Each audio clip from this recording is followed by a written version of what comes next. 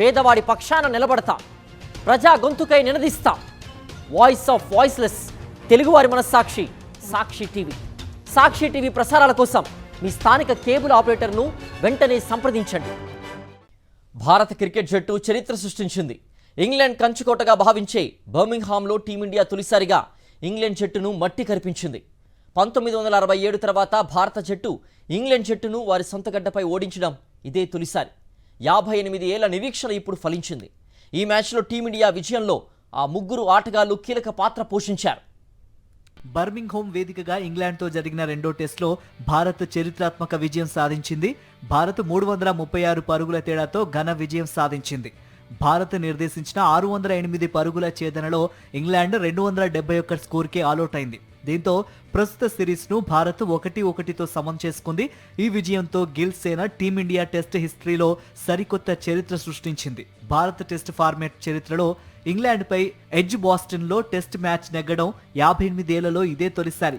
గతంలో ఈ వేదికపై ఇంగ్లాండ్ జట్టుపై భారత్ 8 టెస్టులు ఆడగా 7 మ్యాచ్ల్లో ఓటమిని చవిచూసింది. మరో మ్యాచ్ డ్రాగా ముగిసింది. 1967లో టీమిండియా మొదటిసారి టెస్ట్ మ్యాచ్ ఆడింది. ఆ తర్వాత 1974, 1979, 1986, 1996, 2011, 2018, 2022లో ఆడగా ఒకసారి డ్రా, మిగిలిన మ్యాచ్లన్నింటిలో భారత్ ఓడింది. మరోవైపు 25 ఏళ్ల శుభ్మన్ గిల్ సైతం ఈ విజయంతో అరుదైన ఘనత సాధించాడు.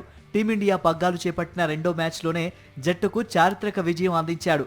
ఎడ్జ్ బాస్టన్లో లెజెండరీ ప్లేయర్స్ కు సాధ్యం కాని విజయాన్ని 25 ఏళ్ల గిల్ అందించి శభాష్ అనిపించుకుంటున్నాడు.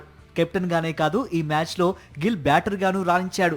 2 ఇన్నింగ్స్లోనూ అద్భుతంగా ఆడాడు. తొలి ఇన్నింగ్స్లో డబుల్ సెంచరీ బాదగా రెండో ఇన్నింగ్స్లో భారీ శతకంతో అదరగొట్టి జట్టు విజయంలో కీలక పాత్ర పోషించాడు.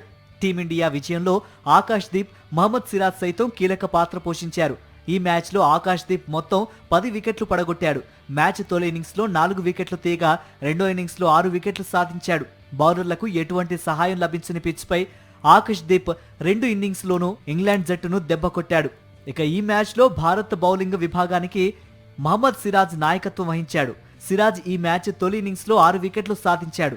ఇక రెండో ఇన్నింగ్స్లో 1 వికెట్ పడగొట్టాడు.